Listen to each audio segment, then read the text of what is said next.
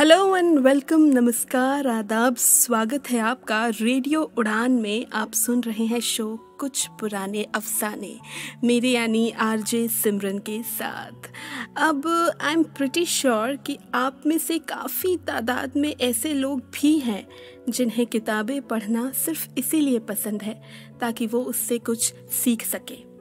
कोई ऐसी बात, कोई ऐसा अल्फाज जो सीधा दिमाग के जरिए दिल में उतर जाए और फिर वहीं रच बस जाए। ऐसा अफसाना जो पढ़ते ही लगे कि वो आपसे कितना मेल खाता है। ऐसा अफसाना जिस पर अमल करने का मन करे। अब लीजिए ना, बातों बातों में मैं अपने युवा लिसनर्स को अफसाना का असली मतलब तो बताना भूल ही गई। हमने कई सारे गानों में फसाना या अफसाना इस शब्द का इस्तेमाल होता देखा होगा, जिसका मतलब होता है एक छोटी सी कहानी जिसे इंट्रोडक्शन की ज़रूरत नहीं पड़ती। यानी कि कहानी का नाम, उसमें कितने लोग थे, कौन कहाँ रहता या क्या करता था, कुछ नहीं, जो बस सीधे सीधे लेखक के मन के विचारों को कुछ पलों की कहानी का रूप दे दे, जो कहीं से भी शुरू होकर कहीं भी खत्म हो जाए।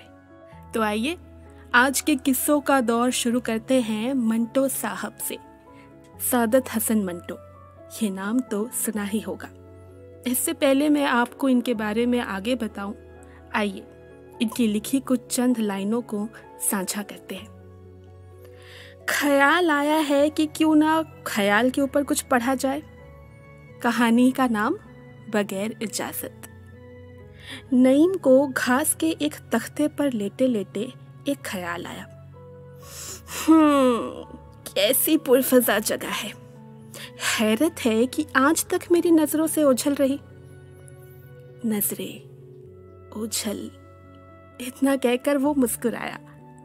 नजर हो तो चीजें नजर भी नहीं आती। ये नजर की बेनजरी। देर तक वो घास के इस तख्ते पर लेटा और ठंडक महसूस करता रहा, लेकिन उसका खुद से बात करना जारी था। ये नरम नरम घास कितनी ताजगी देती है। आंखें पाँव के तलवों में चली आई हैं। और ये फूल इतने खूबसूरत नहीं जितनी उनकी हरजाई खुशबू है। हर शय जो हरजाई हो खूबसूरत होती है। हरजाई औरत, हरजाई मर्द, कुछ समझ में नहीं आता। ये खूबसूरत चीजें पहले पैदा हुई थी या खूबसूरत ख्याल? हर ख्याल खूबसूरत होता है, मगर मुसीबत ये है कि हर फूल खूबसूरत नहीं होता। ख्याल से निकलकर असलियत बन जाए तो उसकी चाहत कम होने लगती है। क्या बात है। हर ख्याल खूबसूरत होता है, पर हर सच भी खूबसूरत हो ऐसा जरूरी नहीं होता। कम शब्दों में बड़ी बात कह जाना काबिलियत की बात है। अगर आप नावाकिफ हैं तो मेरे अफसाने पढ़िए, और अगर आप इन अफसानों को बर्दाश्त नहीं कर सकते तो इसका मतलब ये है कि ये ज़माना भी नाकाबिले बर्दाश्त है। मंटो साहब की ये चंद लाइनें हमें समाज की वो तस्वीर दिखाती है जो ना तब बदली थी और ना अब बदली है। Hello and welcome back to radio Udaan. आप सुन रहे हैं शो कुछ पुराने अफसाने, मेरे यानी सिमरन के साथ। सादत हसन मंटो 1912 में पैदा हुए एक ऐसे अफसानाकार जिन्होंने कई अफसाने, रेडियो ड्रामे और निबंध लिखे। पढ़ने में मुश्किल नहीं थे वो, समझने में भी नहीं, मगर उस सच को अपनाना बहुतों के लिए आसान नहीं होता था। कई तो बगावत पर उतर आए थे। चारों ओर बस हाय हाय मंटो के नारे सुनाई पड़ते थे। और इसीलिए जब 1955 में वो खुदा को प्यारे हुए तो समाज के कुछ इज्जतदार लोग काफ़ी खुश हुए, क्योंकि उनके पर्दानशी सच अब पर्दे में जो रहने वाले थे। अफसानों के इस दौर को यूं ही जारी रखेंगे। तब तक आप लुत्फ उठाइए फिल्म धूल का फूल से इस खूबसूरत से गीत का। और गाने से पहले मंटो के समाज को मद्देनजर रख ये चंद अल्फाज आपके लिए। पहले मजहब सीनों में होता था, आजकल टोपियों में होता है। सियासत भी अब टोपियों में चली आई है। ये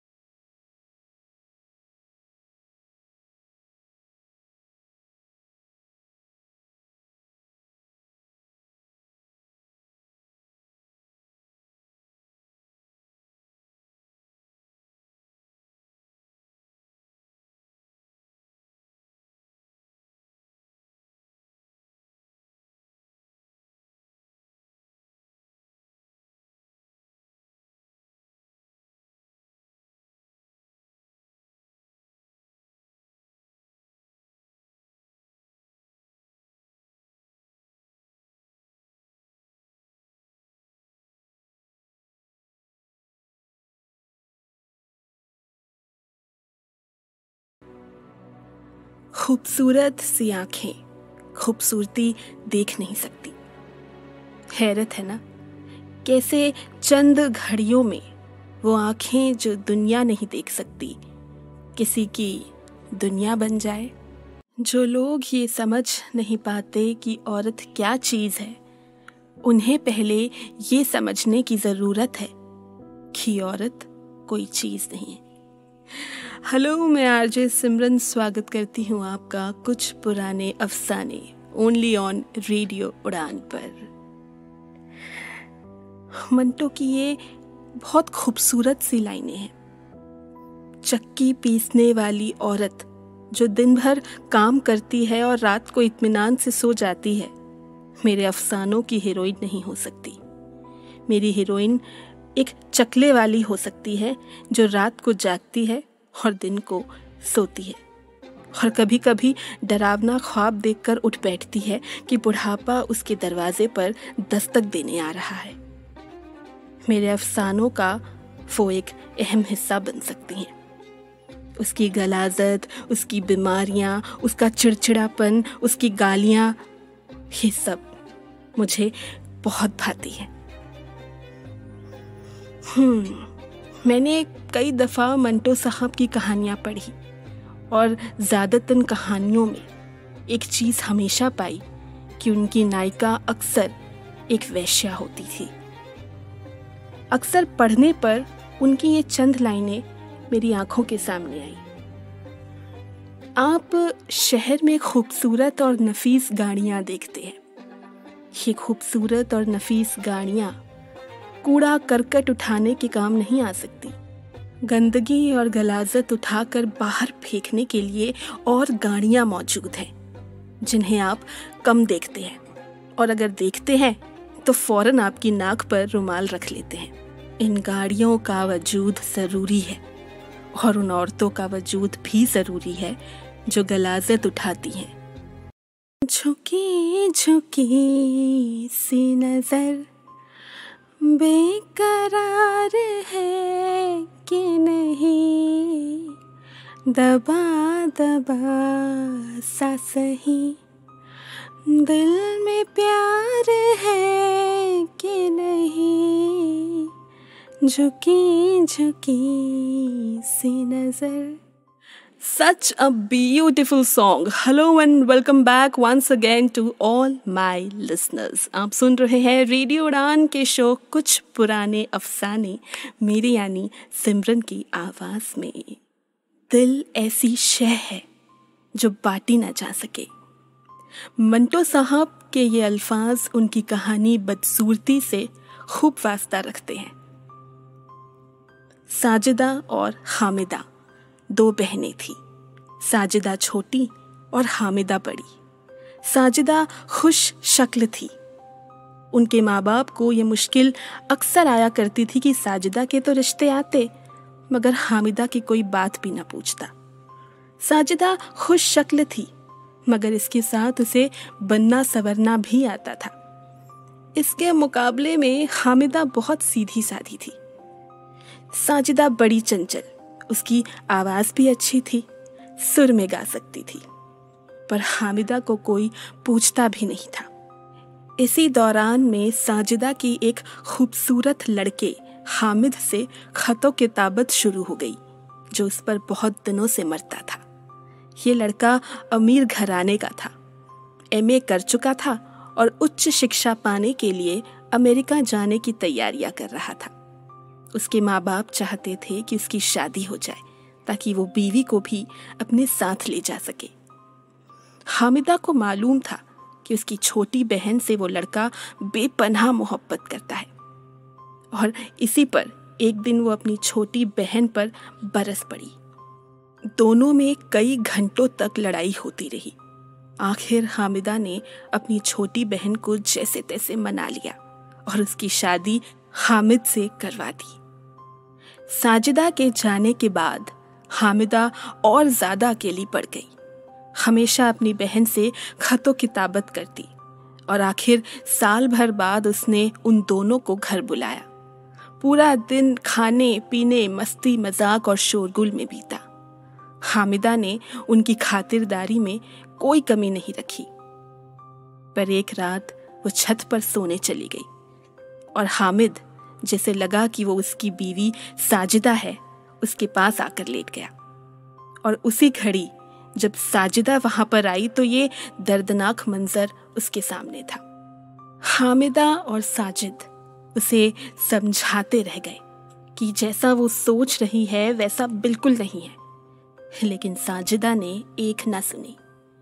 जब कई दिन साजिदा ना मानी तो साजिद ने उसे तलाक देकर हामिदा से शादी कर ली, और आखिर अपने एक दोस्त से बस इतना कहा, खूबसूरती में जज्बात और सच्चाई होना नामुमकिन है। बदसूरती हमेशा सच्ची और जज्बात से भरी होती है।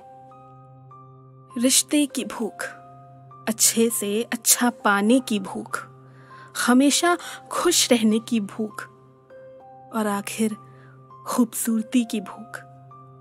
सच कहा है मंटो ने, भूख किसी भी किस्म की क्यों ना हो।